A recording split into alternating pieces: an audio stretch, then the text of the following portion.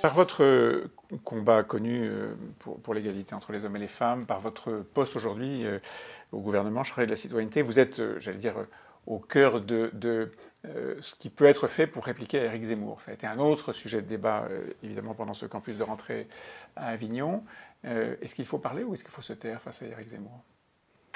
C'est une très bonne question et c'est une question qu'on s'est posée depuis 30 ans face à Jean-Marie Le Pen, puis à Marine Le Pen.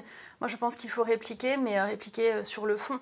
Et d'ailleurs, je vais vous dire ce qui me choque le plus dans la manière dont Éric Zemmour présente, je vais dire ses idées, mais je ne sais pas si on peut dire ses idées, mais en tout cas dans la manière dont Éric Zemmour se présente dans le débat, c'est le manque de respect. Moi, je suis très attachée au respect, je suis d'origine corse. En Corse, le respect, c'est une valeur cardinale et non négociable. Éric Zemmour, il ne respecte pas les journalistes, il ne respecte pas ses opposants, il ne respecte pas les femmes, il ne respecte pas les faits, puisqu'il a tenu des propos révisionnistes, notamment en disant que les juifs français avaient été sauvés par Pétain. Ce n'est pas le cas et la vérité historique le dit. Donc moi, je suis choquée par ce manque de respect. Je pense que dans le débat politique, on peut tout dire.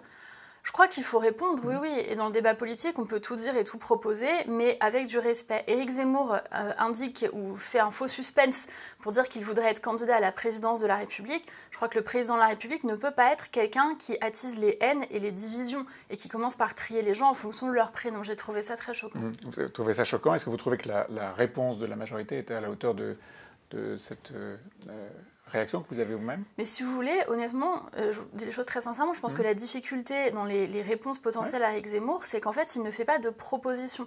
C'est-à-dire qu'il jette des anathèmes dans le débat et on est assez en difficulté pour répondre, non pas parce qu'on serait mis à mal par ce qu'il dit, mais parce qu'il n'y a pas de proposition derrière. On fait quelques-unes. Et donc, le prénom, les reconduire à la frontière. C'est pas une proposition sérieuse, c'est une proposition qui... Non, vous ne trouvez pas ça sérieux, mais lui le dit et le répète depuis des années. Alors, elle ne serait pas constitutionnelle. Je serais très curieuse de voir la loi qui dirait qu'on interdit un certain nombre de prénoms et de voir l'avis du Conseil constitutionnel et du Conseil d'État sur cette dite loi. Je suis à peu près certaine que ça ne passerait pas les fourches codines du Conseil constitutionnel.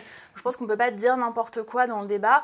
Et en plus, sérieusement, je pense qu'il n'y a aucun Français au monde qui se réveille en disant vivement qu'on interdise tel ou tel prénom. Ce n'est pas ça qui va améliorer la vie des Français. Lorsqu'on entend un certain nombre de gens, de droite ou pas d'ailleurs, dire... Bon, après tout, Éric Zemmour dit avec beaucoup d'excès ce qu'un certain nombre de gens pensent tout bas. Est-ce que ce n'est pas le signe de l'échec de la politique actuelle?